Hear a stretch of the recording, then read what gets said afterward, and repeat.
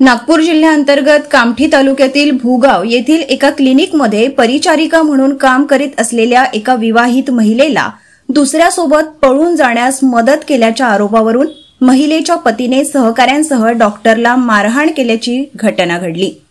या घटनेचा video social मीडियावर व्हायरल झाल्याने चर्चेला उधाण आले आहे।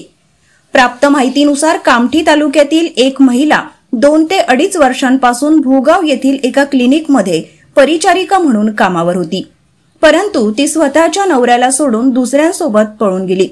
याला जबाबदार डॉक्टर असल्याचा आरोप करण्यात आला।